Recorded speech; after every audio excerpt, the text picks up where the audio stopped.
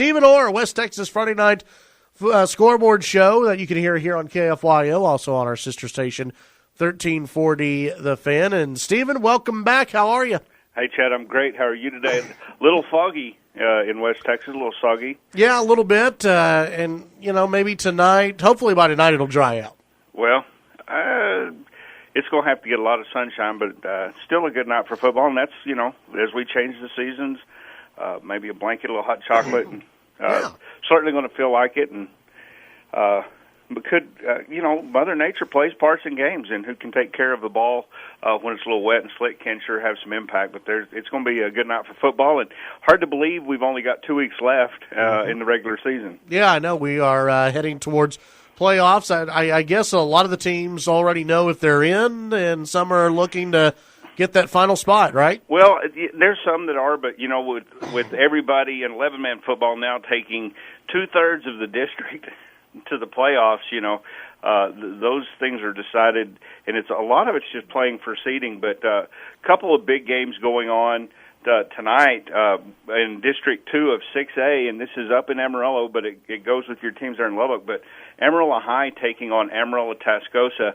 and both of these teams are 7-1 on the year, 2-0 in district play.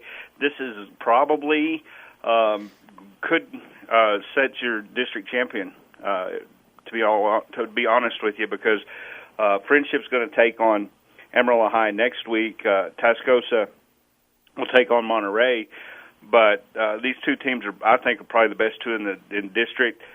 Coronado is out. They play their last game against Friendship tonight, and then they have an open week next week. They're already 0-3 in district, so those Coronado will be staying home. The other three will advance in the playoffs, but that's going to be a good game up in Amarillo tonight. We drop down into District 4 of 5A. Abilene Cooper taking on Lubbock Cooper, and this is another game that matches up teams at the top of the district. Abilene Cooper comes in 4-4 on the year, 2-0 in district. Lubbock Cooper 3-0 and 7-1 in district. And that should be a really good ball game. I think Lubbock Cooper is going to have too much for them, and I really could see them beating Cooper by 2 touchdowns in that one. Lubbock High has the night off, and then you've got Plainview and San Angelo Lakeview playing. Plainview comes in at 0-2 on the year. Lakeview's at 1-1 on the year. They need, this is for seeding, and then Plainview has to play Lubbock High next week, so that there's still things to be done to get to lock up the playoff situation there, but a big ball game for Plainview and San Angelo Lakeview there. Drop down into 4A in District 1, Borger taking on Pampa. This is another game up in the Panhandle that's got two rivals, and the reason this game's important is because the Pampa takes on Levelland next week, and I anticipate both of these teams will be 3-0 in district play and playing for a district championship the last week of the season. Estacada punched their playoff ticket last night with a win over Seminole 13-6 in a battle of two teams that have really struggled all year long. Estacada improves to 2-7 on the year there, and Seminole now will play out the season. Drop down into District 1 of 3A, Division 1, and Littlefield takes on Friona. Littlefield's at 2-1 in district, and they're trying to keep pace with Childress, who's 2-1 in district as well, but Childress has already beaten Littlefield. So it's really for playoff positioning in that one. Muleshoe at 3-0 is probably going to win your district championship. They take on Dimmitt, a team that started off really hot, but they've lost 2 of their last 3 now. Brownfield and Shallowater, this is a big game taking place in District 2. Brownfield comes in 7-0 on the year, 3-0 in district, and the Brownfield Cubs haven't had a record quite that good in some time. They're going to take on a 5-2, 3-0 Shallowater team. This is going to decide your district championship in District 2 probably, and should be a great ball game. Denver City takes on a winless Tordillo team as well, and then you've got Kermit taking on Slayton in Slayton, and Kermit's 1-7 on the year, Slayton 2-6. So both of these teams trying to get another win towards the end of the season. Drop down into Division 2, and Idalou takes on Sanford Fritch. Spearman comes down and hosts Tulia, and I think next week we'll see undefeated Idalou and undefeated Spearman playing for district championship. Not a whole lot going on this week. Lubbock Roosevelt hosts Amarillo Highland Park. Roosevelt trying to improve to 2-2 in district play. They'll be in the playoffs, but they want to improve that seeding there. So that's the ball games in that district. Drop down to 2A, and District 2 has Abernathy taking on Floydada.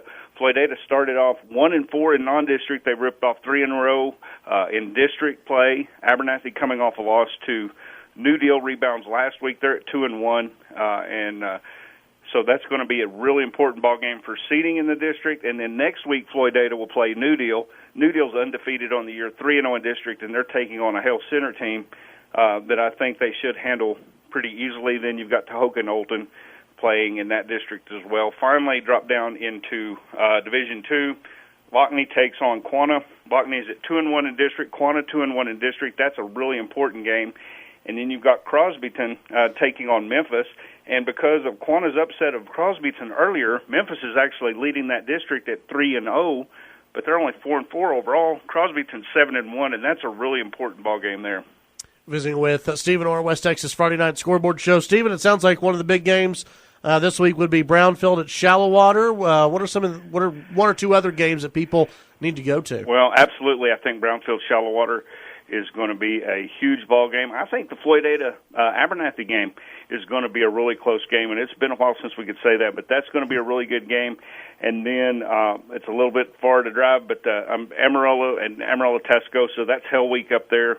It's what they call that. It always takes place on Halloween weekend, and that's a bitter rivalry. They get into it just like the teams in Lubbock do, and that'll be a good ball game. All right, great. Stephen Orr, West Texas Friday Night Scoreboard Show. You can hear the West Texas Friday Night Scoreboard Show here on KFYO, 10 p.m. to midnight, also on 1340 The Fan and via the Radio Pup app as well. Stephen, as always, thanks, and we'll visit with you again, next week, final week before playoffs? Yeah, next week we'll kind of set up what's going to take place as we go to the playoffs, and then get ready for the second season, and where you win or you go home. All right. Are you going to get on your soapbox next week about most of the teams making it in? Now, are you asking me, are you the moderator of a debate? Why are you attacking me? Is there any reason to go this way? I'm just, you brought it up earlier in the season. You're like, oh, I'll get into that later. That's something else. And I could just tell that's a rant that you really, really want to get in on. You can probably expect me to pontificate somewhat on the amount of teams that are making the playoffs and why I think it's silly. All right. I look forward to it. All right. Stephen, thank you. Have a good week. That's Stephen Orr, West Texas Friday Night Scoreboard Show.